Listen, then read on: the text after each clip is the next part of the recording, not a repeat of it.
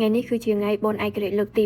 250របស់សហរដ្ឋអាមេរិកនេះអ្នកនរហើយម្នាក់គឺគេនាំគ្នា celebrate ទាំងអស់គ្នាមកសំបីតែអ្នកផ្ទះខ្ញុំក៏មក celebrate ថ្ងៃបុណ្យឯករាជ្យរបស់គេនឹងដែរខាងលេងហ្នឹងតាមពិតអ្នកផ្ទះខ្ញុំក៏មាន celebrate អីទេមានតែខ្ញុំនឹងឯងនឹកឃើញថាថ្ងៃបុណ្យគេអីចឹងក៏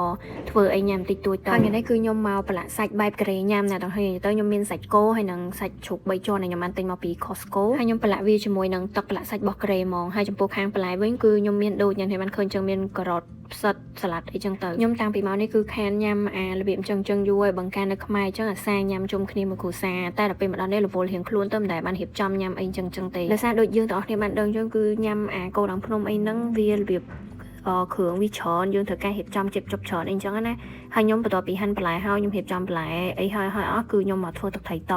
ថ្ងៃនេះគឺខ្ញុំធ្វើជាមួយនឹងទឹកត្រីជូរនិយាយទៅទឹកត្រីជូរនេះគឺប្រចាំតកូលខ្ញុំហ្មងជួយចិត្តញ៉ាំមិនដឹងណាញ៉ាំអីក៏ត្រូវតែមានទឹកត្រីជូរនឹងដែរហើយខ្ញុំក៏មានទឹកម្រេចដែរតាមពិតទឹកម្រេចហ្នឹងគ្រាន់តែស្គួរទេសម្រាប់អ្នកចេះញ៉ាំហឹលអីចឹងណាអញ្ចឹងរៀបចំហើយអស់ខ្ញុំម៉ោង8កន្លះបានចាប់ផ្ដើមញ៉ាំដោយសាររៀងរវល់បន្តិចដែរហើយណាមួយម៉ោង8កន្លះបានវាចាប់ផ្ដើមល្ងិតចឹងទៅយើងញ៉ាំយឺតតិចក៏អីដែរហើយពេលញ៉ាំហ្នឹងអ្នកចិត្តខាងខ្ញុំជុំវិញផ្ទះហ្នឹងគឺគេបាញ់កញ្ជ្រួចមកនិយាយទៅគឺគេបាញ់សឹងទៅថាគ្រប់ផ្ទះហ្មងលូភុងផាំងពេញហ្នឹងអត់មានស្ងាត់អីមិនតិចហ្មងសំបីតែពេលពងបញ្ចូលសលេងនេះក៏មានភុងផាំងដែរនិយាយទៅគឺអត់ស្ងាត់ហ្មងនៅថ្ងៃ July 4ហ្នឹង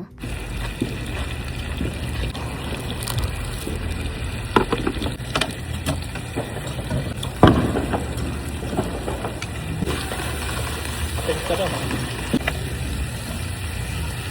ខ្វាន់លក់កន្លែងទៀត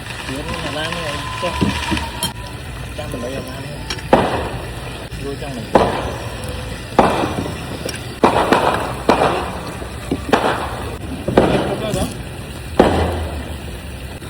nói cho băng rồi mời ra